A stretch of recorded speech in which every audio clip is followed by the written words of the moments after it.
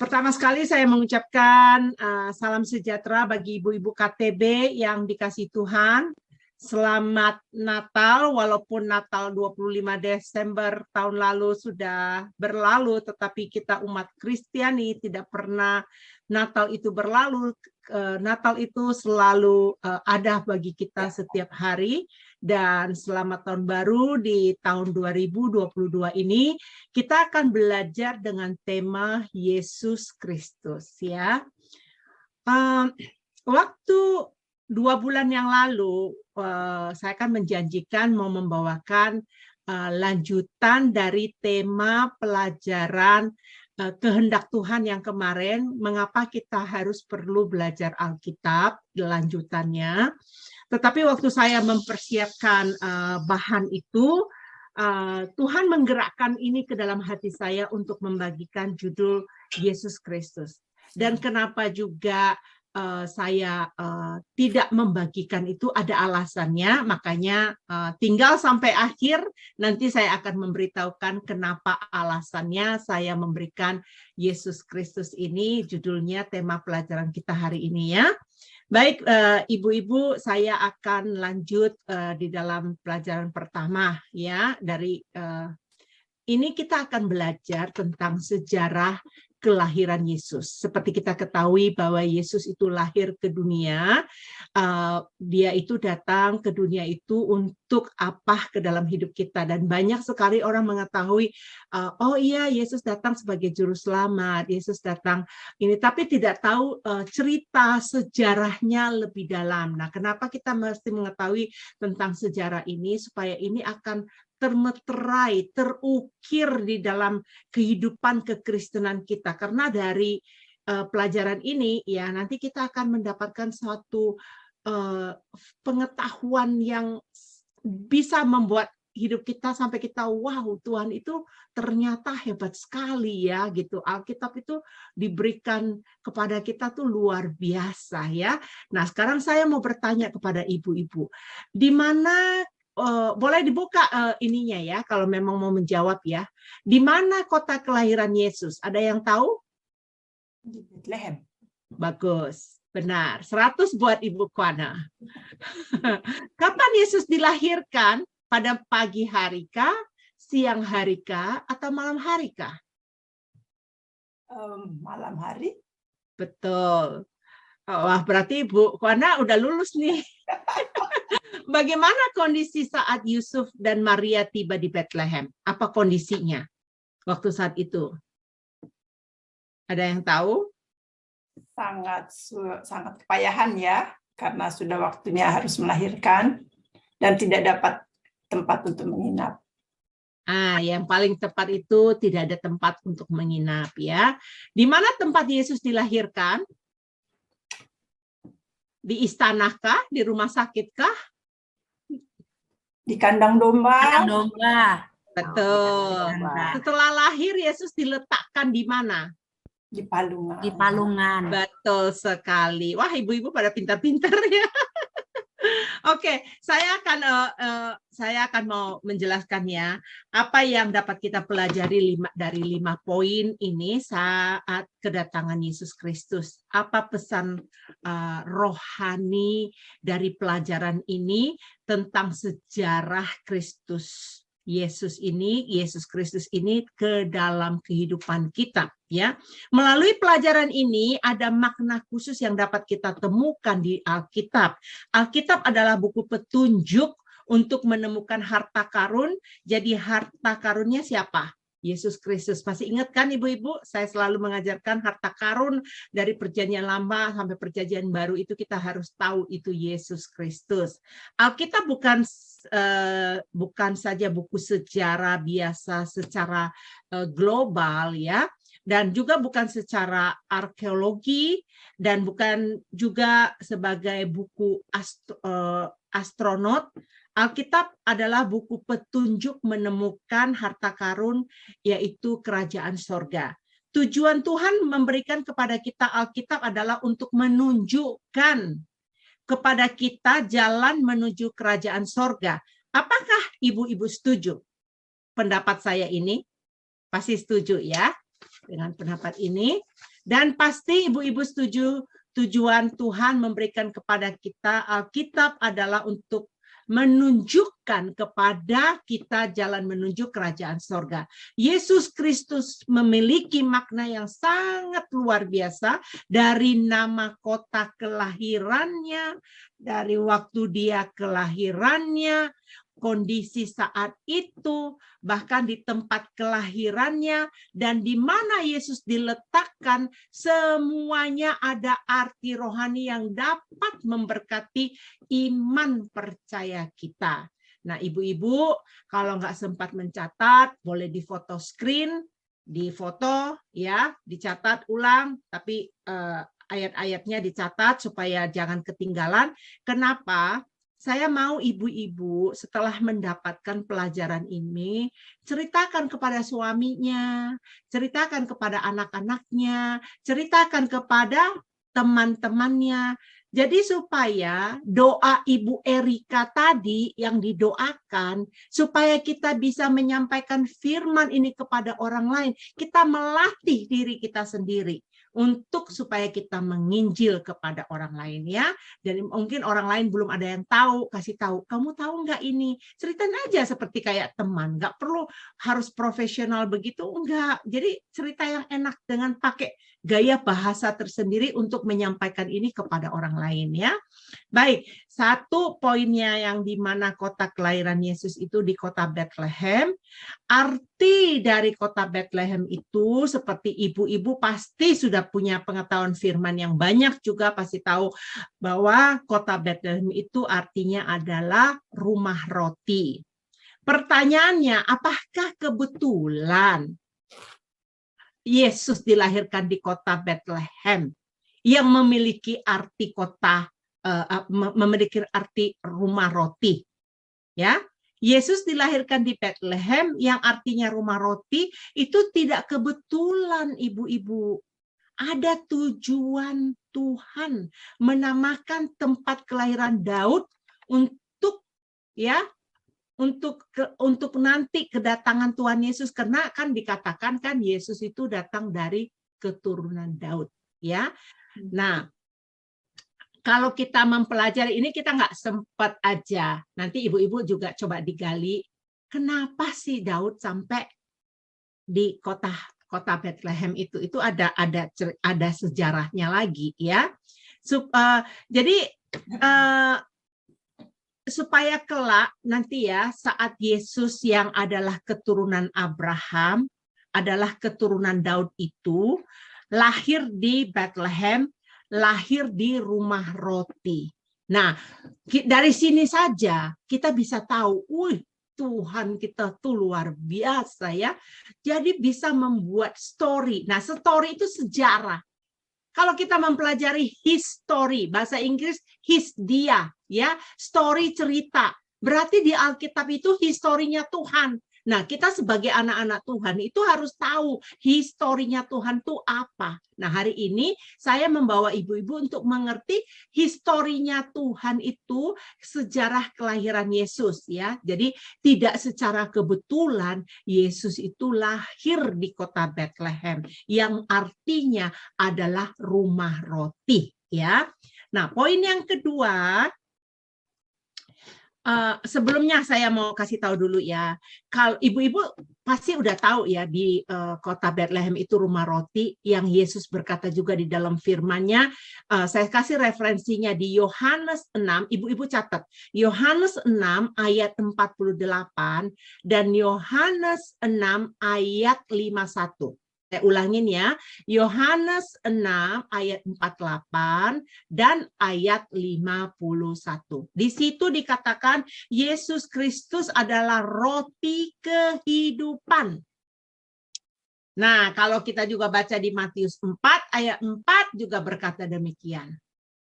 Ya, bahwa Yesus itu adalah roti kehidupan. Nah, kita masuk ke dalam poin yang kedua, ya. Kapan waktu Yesus dilahirkan? Tadi Ibu Koana udah jawab, Yesus lahir di malam hari. Malam itu adalah simbol dari tidak adanya cahaya atau gelap. Ya, jadi waktu saat itu adalah gelap. Yesus lahir.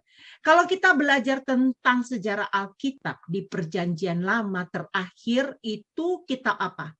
Kitab Malaki, bukan?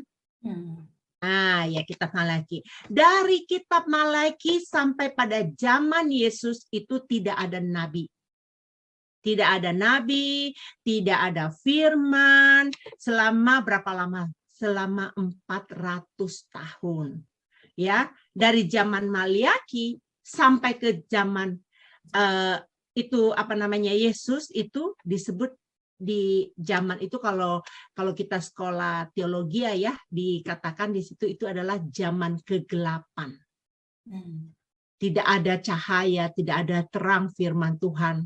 Nanti bersambung ibu-ibu akan mendapatkan pengertian kenapa itu gelap itu ya, tidak ada cahaya, tidak ada terang gitu. Karena selama 400 tahun itu tidak ada nabi atau tidak ada wahyu, zaman itu disebut sebagai zaman kegelapan rohani. Ya, kegelapan rohani. Di saat itulah Yesus datang. Ibu-ibu tahu nggak Yesus lahir pada malam hari karena di zaman itu adalah zaman kegelapan roh. Jadi ibu-ibu bisa mengerti kan? Jadi 400 tahun sebelum kelahiran Yesus itu masa sih gelap? Pasti ya ada pelita. Zaman dulu kan makanya pelita, lentera. Ya ada lampu. Tetapi pengertiannya di sini ini gelap ini adalah kegelapan roh yang tidak memiliki firman ya. Inilah makna rohani kepada Yesus lahir di malam hari. Yesus adalah terang dunia. Ya, ibu-ibu pasti tahu bahwa Yesus itu adalah terang dunia. Dari zaman yang gelap itu akan terbit terang, yaitu siapa? Yaitu Yesus Kristus. Kalau kita baca di dalam 2 Korintus ya, saya ini 2 Korintus 4 ayat 6, Ibu Kuana silakan membacanya. Sebab Allah yang telah berfirman dari dalam gelap akan terbit terang. Ia juga yang membuat terangnya bercahaya dalam hati kita, supaya kita beroleh terang dari pengetahuan tentang kemuliaan Allah yang nampak pada wajah Kristus. Nah, jadi jelas ya, ayat ini saja sudah bisa menjelaskan bahwa Yesus itu adalah terang. Ya, apakah ada masa kegelapan dalam hidup kita? Ini pertanyaannya. Tandanya masa kegelapan dalam hidup kita itu masih sibuk dengan hal-hal dunia, tidak memprioritaskan Tuhan, Yesus di dalam kehidupan kita, ya, tidak mau belajar firman, itu masa kegelapan dalam hidup kita. Hati-hati ibu-ibu. Hati-hati, nanti terakhir saya akan membicarakan mengenai hal ini ya. Jadi tidak mau belajar firman itu adalah masa kegelapan di dalam kehidupan kita. Nah, kita masuk ke dalam poin yang ketiga, bagaimana kondisi saat Yusuf dan Maria tiba di Bethlehem. Tidak ada tempat penginapan karena kamar-kamar penuh, ya. Nah, pada saat itu ya, ibu-ibu pasti tahulah cerita tentang Yusuf dan Maria, kenapa harus pergi ke Bethlehem, karena pada hal itu ada sensus ya.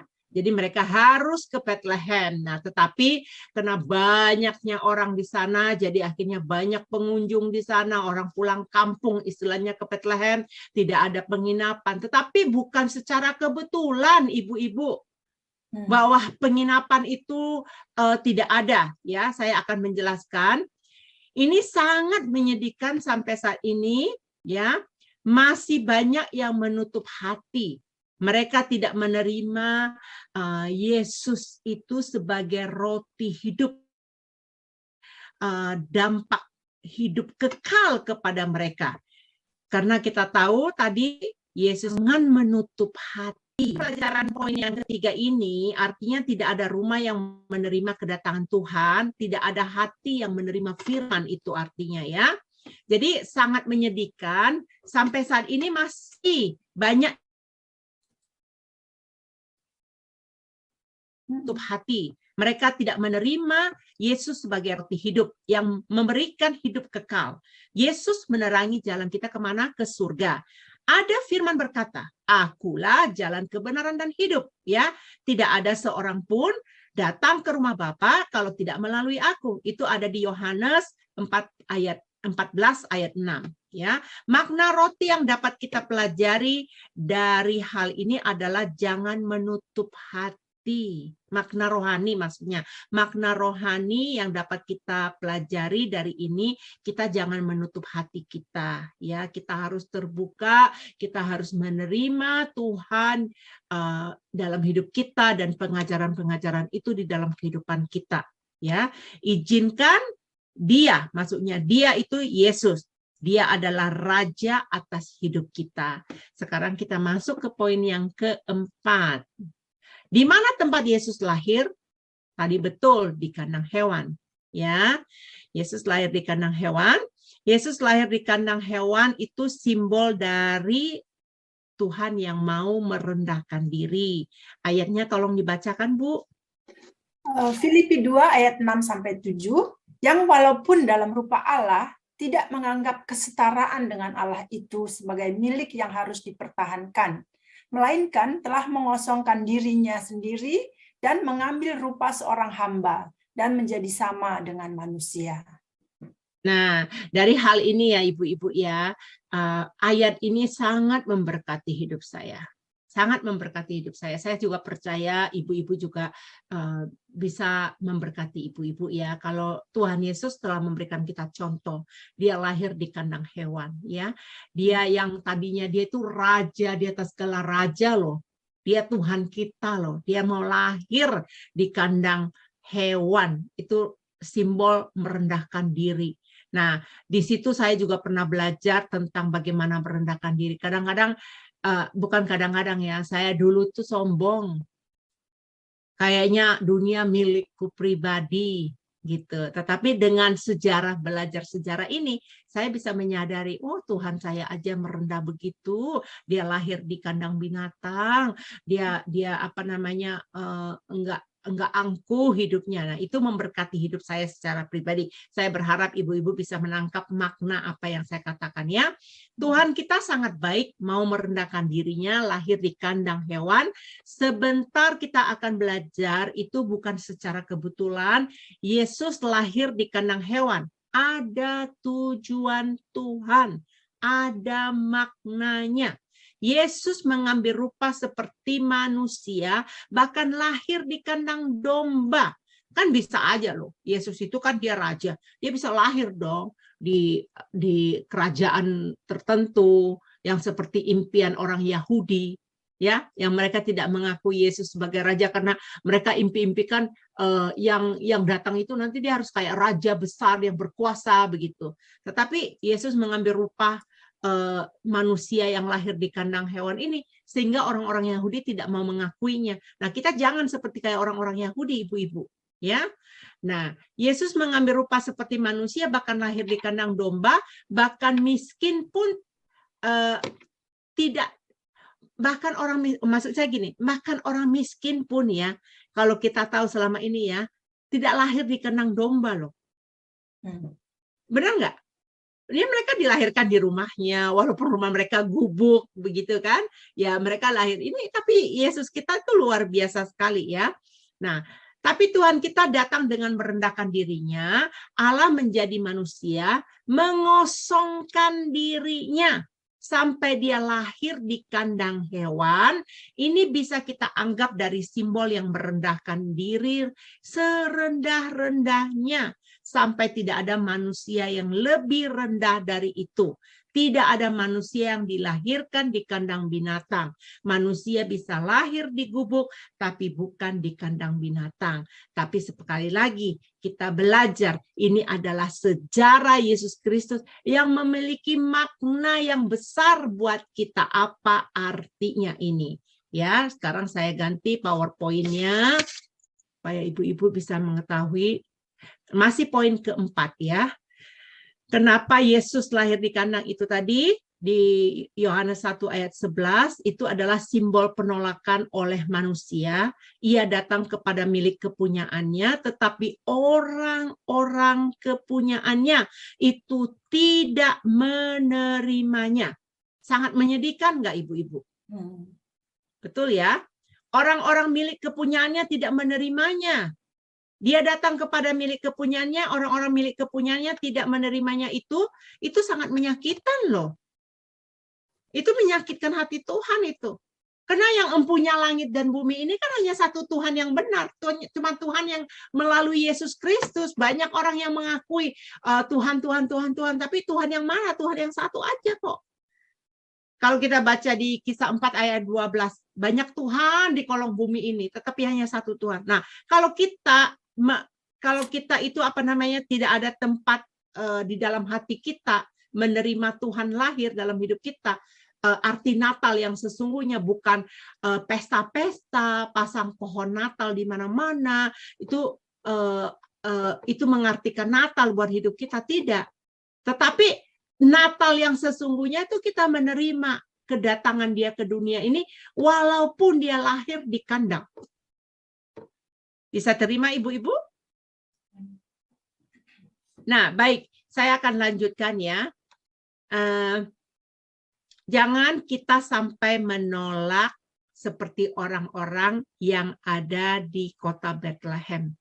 Waktu Maria dan Yusuf mau melahirkan anak, tempat semua penuh. Jadi akhirnya Tuhan Yesus ditolak dan akhirnya Tuhan Yesus lahir di kandang. Ya, mari kita akan masuk ke dalam slide berikutnya. Ini. Mari kita lihat apa yang dikatakan di dalam firman ini. Coba Ibu Kuana bacakan. Amsal 9 ayat 10. Permulaan hikmat adalah takut akan Tuhan, dan mengenal yang Maha Kudus adalah pengertian. Nah, ini ayat ini sangat-sangat benar. Saya kasih huruf besar ya. Ini bahwa permulaan hikmat takut akan Tuhan dan mengenal. Ini arti mengenal yang Maha Kudus adalah pengertian ya.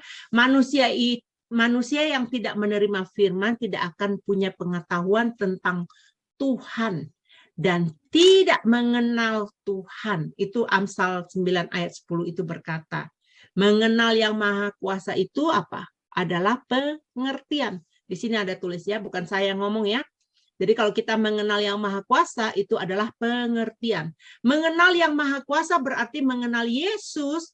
Dengan mengenal Allah tidak akan kita akan memperoleh pengertian. Jadi kita mengenal Allah, kita akan memperoleh pengertian. Di dalam Mazmur 49, lihat ibu-ibu.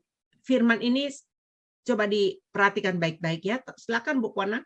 Mazmur 49 ayat 21. Manusia yang dengan segala kegemilangannya tidak mempunyai pengertian, boleh disamakan dengan hewan yang dibinasakan. Wow, sangat mengerikan bukan ayat ini? Ayat ini sangat mengerikan, ibu-ibu. Bisa dibayangkan nggak? Manusia yang dengan segala kegemilangannya tidak mempunyai pengertian, boleh disamakan dengan hewan yang dibinasakan. Ya, apa yang dimasukkan dengan manusia yang tidak mempunyai pengertian? Pengertian tentang apa? Yaitu pengertian mengenal Tuhan. Ayat tadi Amsal 9 itu mengenal yang Maha Kuasa, mengenal Allah kita, gitu loh. Jadi kalau tidak mengenal Allah kita, kita tidak punya pengertian. Jadi manusia tanpa pengertian yang tidak mengenal Tuhan, yang tidak ada firman di dalam diri manusia itu, di mata Tuhan itu seperti apa ibu-ibu? Seperti apa? Seperti hewan, seperti binatang kan? Ini bukan Henny Wong yang ngomong loh ya, firman Tuhan yang ngomong. Jadi kalau kita nggak ada firman dalam hidup kita itu sama seperti hewan. Ya, ini sangat penting kita miliki firman yang menghidupkan dalam setiap kehidupan kita. Firman yang berkata manusia tanpa pengertian disamakan dengan hewan, ya jelas ya. Coba Ibu Kuana baca ayat yang terakhir ini, pengkhotbah ini. Pengkhotbah 3 ayat 18. Ya. Tentang anak-anak manusia, aku berkata dalam hati, Allah hendak menguji mereka dan memperlihatkan kepada mereka bahwa mereka hanyalah binatang. Wow, ini ayat ini ya, jadi jelas ya. Saya sengaja buka kali ini ke ibu-ibu supaya ibu-ibu mengerti makna Natal yang barusan kita rayakan. Sedunia merayakan hanya waktu tanggal 25 Desember, tetapi kita harus merayakan Natal itu setiap hari ya. Jadi kita bukan karena pohon Natal dipasang di rumah kita terus kita ada terang dalam rumah kita, dalam hati kita, tidak. Jadi kita harus ada firman Tuhan supaya kita tidak disamakan seperti binatang ya. Ayat ini berkata mereka hanyalah binatang. Kenapa ayat ini berkata mereka hanyalah binatang? Karena tidak ada pengertian ya, tidak ada firman di dalam dirinya, dikarenakan tidak memiliki pengertian tentang firman, akhirnya tidak ada tempat dalam dirinya untuk Yesus datang. Yesus lahir di dalam kehidupan mereka.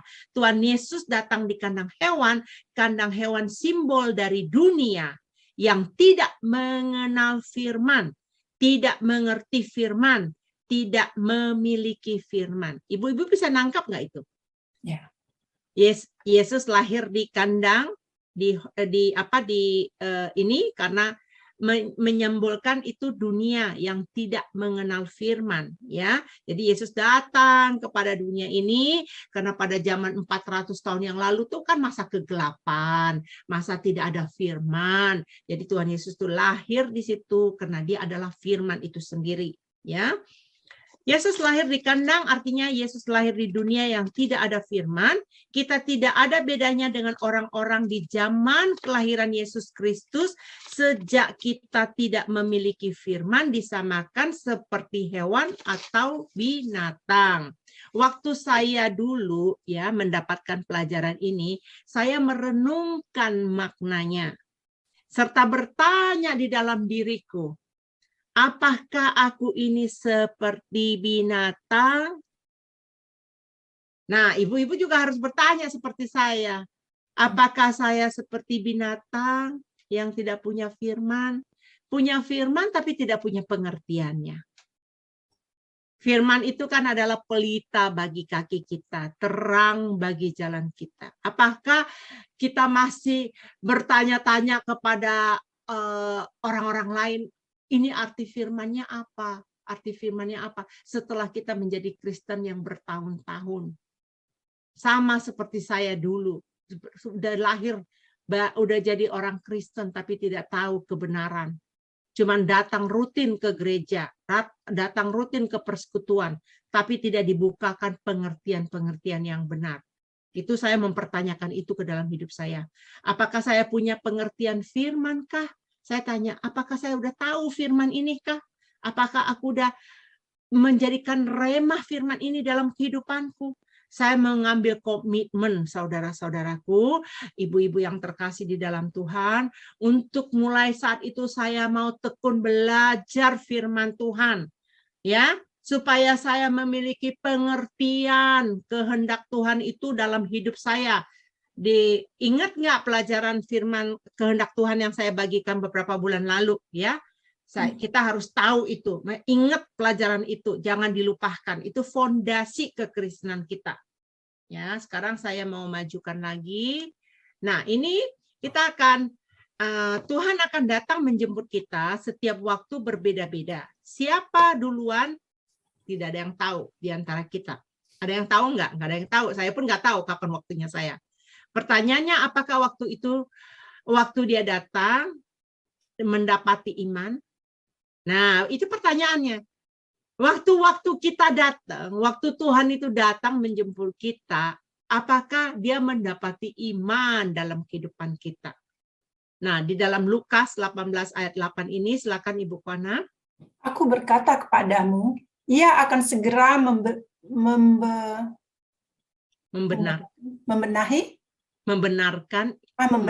Ia akan segera membenarkan mereka.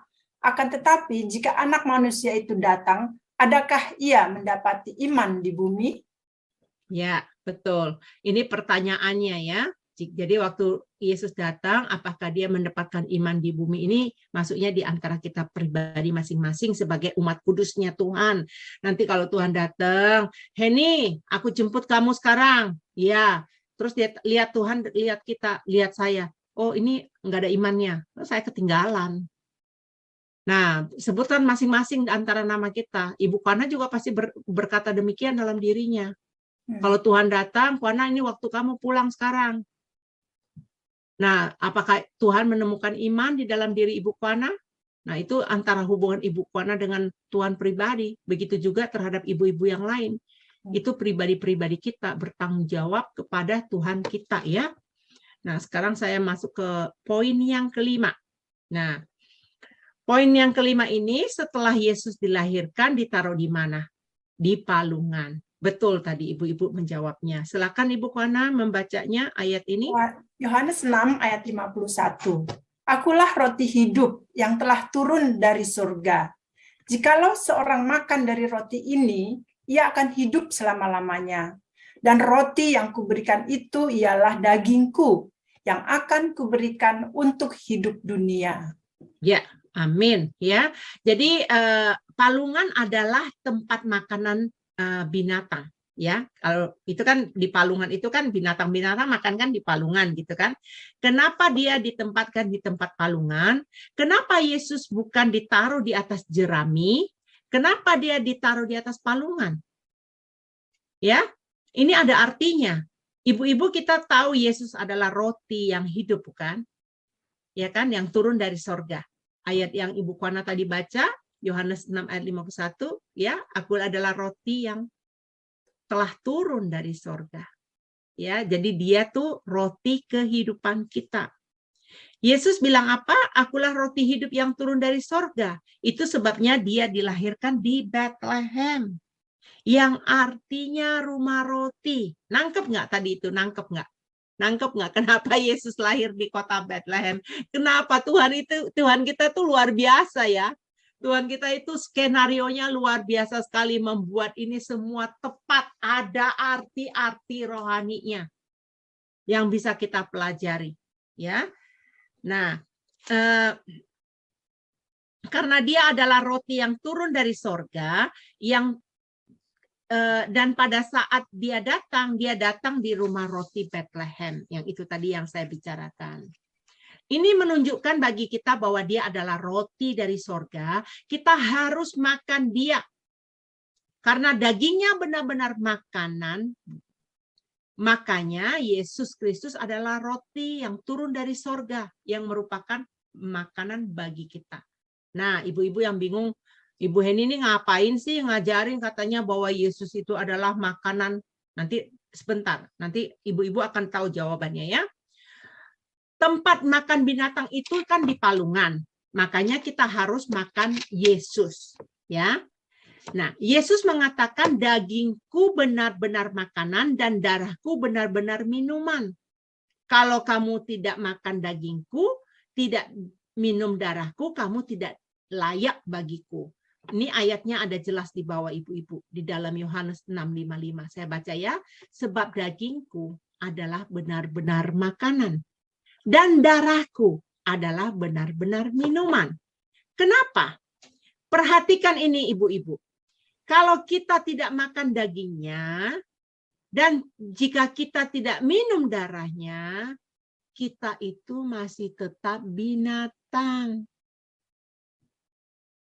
Ya, karena kalau kita makan dagingnya dan minum darahnya, kita menjadi ciptaan yang baru. Dengan kita menerima firman Kristus, kita menjadi ciptaan yang baru. Dia datang kepada dunia pada zaman kegelapan. Tidak ada firman Tuhan saat itu. Yesus datang sebagai roti untuk supaya kita makan dan kita bisa menjadi manusia. Yang tadinya kita tuh manusia yang tidak, orang yang tidak mengenal firman, dia seperti binatang. Setelah dia makan firman, dia menjadi ciptaan yang baru. Ya, dan dia menjadi manusia, menjadi Adam kembali. Ya, arti nama Adam adalah manusia. Seperti di Taman Eden, kalau kita terima firman Kristus, kita bisa menjadi Adam kembali, menjadi manusia makhluk hidup kembali di mata Tuhan. Tidak seperti dari pengkhotbah bilang, anak manusia, aku hanya mau memberitahu kalian hanyalah binatang. ya. Tapi kalau kita terima Kristus, kita makan dagingnya, kita minum darahnya, akan menjadi ciptaan yang baru, dan kita akan menjadi manusia. Pastikan itu ibu-ibu, supaya kita menjadi manusia. Manusia yang baru, ciptaan yang baru, ya. Kenapa dia ditaruh di parungan lagi, ibu-ibu? Dia datang untuk kita makan, ya. Dia adalah firman yang menjadi manusia dengan memakan. Artinya apa? Kita menerima firman-Nya bukan berarti kita seperti kanibal, ya, yang terus kita makan Yesus Kristus. Itu bukan. Jangan salah mengerti. Saya akan menjelaskan, ya. Yesus Kristus 2000 tahun yang lalu sudah mati, bangkit dan naik ke sorga. Tapi firman-Nya tinggal hidup di antara kita sampai hari ini, ya. Kita harus makan supaya kita bisa hidup. Ini ayatnya, Ibu Kuana, silakan baca ayat ini, Bu. Yohanes 1 ayat 1 dan 14. Yesus adalah, pada mulanya adalah firman. Firman itu bersama-sama dengan Allah, dan firman itu adalah Allah. Firman itu telah menjadi manusia dan diam di antara kita. Dan kita telah melihat kemuliaannya, yaitu kemuliaan yang diberikan kepadanya sebagai anak tunggal Bapa, penuh kasih karunia dan kebenaran. Nah, ayat ini jelas sekali, ya. Yesus adalah firman yang menjadi manusia. Firman itu apa? Ada Allah sendiri yang menjadi Yesus, yang artinya adalah Allah menjadi manusia, supaya kita makan Dia. Tapi kita makan firman-Nya, ibu-ibu. Bukan makan dagingnya yang harafiah itu. Bukan darahnya secara harafiah, bukan. Karena Dia datang sebagai firman, Dia adalah firman. Jadi makanan manusia roh kita itu adalah firman. Kita harus makan Yesus itu karena Yesus itu adalah firman. Firman yang telah menjadi manusia. Ayat ini mengatakan demikian, ya. Jadi Dia datang sebagai firman yang menjadi contoh bagi kita bahwa kita harus makan Dia, bukan makan daging darahnya secara harafiah, tapi makan firman-Nya. Kita artinya menerima firman Kristus, baru kita bisa mendapat baru kita bisa mendapatkan pengampunan dosa dan bisa menjadi manusia di mata Tuhan. Masih ingatkah pelajaran inkarnasi Yesus Kristus yang waktu lalu saya bagikan, bahwa Yesus itu manusia 100% dan Allah 100% beberapa bulan yang lalu.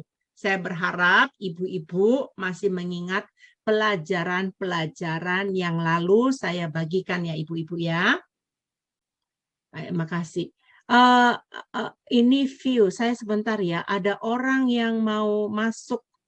Mungkin Bu Murni bisa bantu. Ada tuh katanya ada 3 orang yang menunggu di ruang luar. Ibu Murni. Oke, sebentar ya. Ya, ada 3 orang yang menunggu katanya. Baik, saya lanjutkan ibu-ibu. Saya ganti PowerPoint-nya, ya. Nah, sekarang di masih poin 5 ini, Ibu Johanna bisa baca Yohanes 6 ayat 58. Yohanes 6 ayat 58. Inilah roti yang telah turun dari surga. Bukan roti seperti yang dimakan nenek moyangmu, dan mereka telah mati.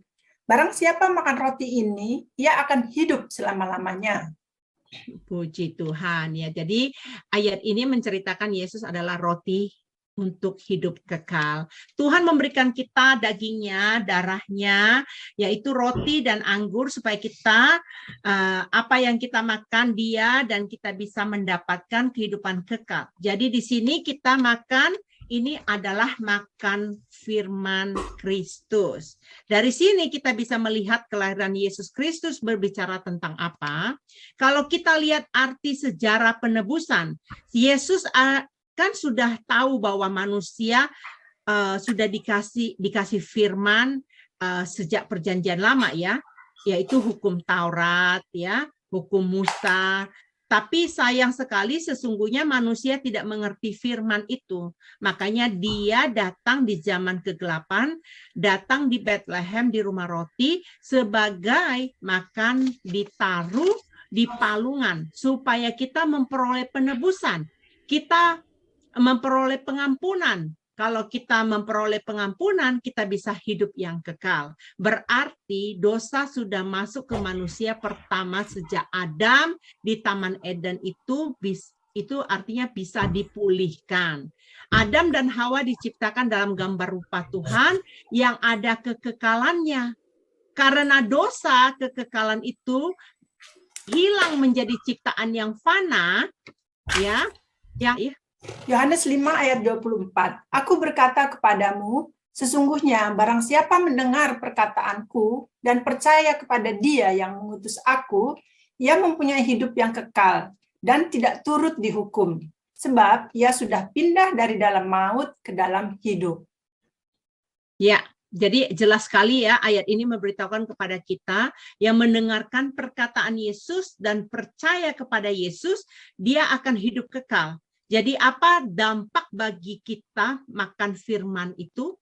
Makan firman Kristus adalah memberikan kepada kita kekekalan. Ya, jadi ini intinya, makan firman itu memberikan kepada kita kekekalan. Dengan menerima kekekalan berarti kita menerima dengan kita menerima kekekalan berarti kita menerima penghukuman api neraka.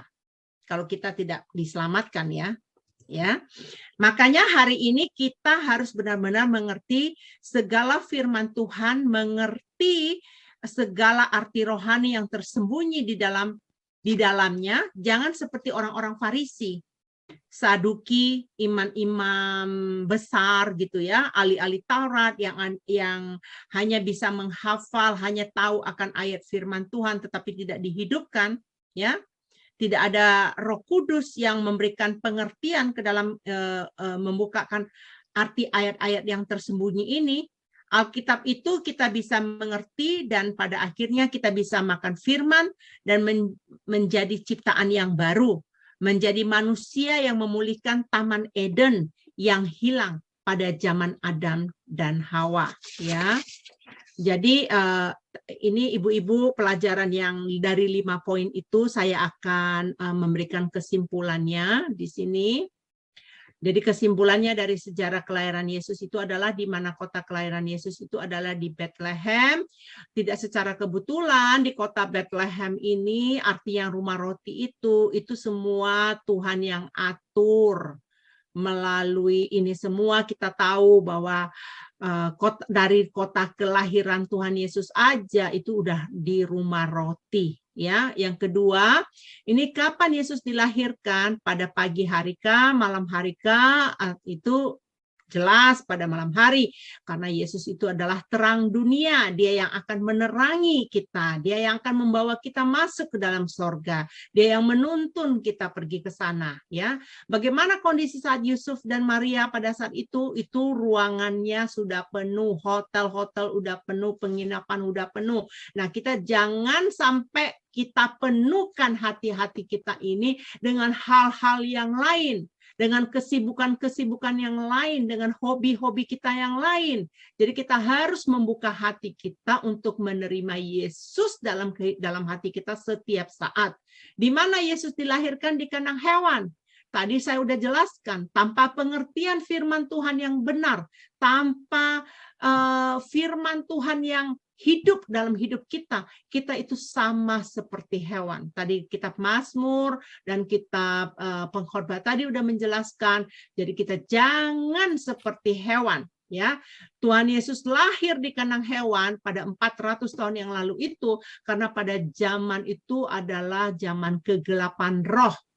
Nah, kita punya visi di dalam hal ini untuk apa?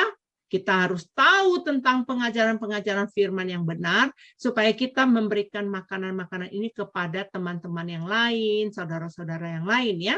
Setelah lahir, Yesus diletakkan di mana? Di palungan. Di palungan itu kan tempat makanan binatang, dan tapi Yesus ditaruhkan di palungan itu, berarti Yesus itu adalah makanan binatang.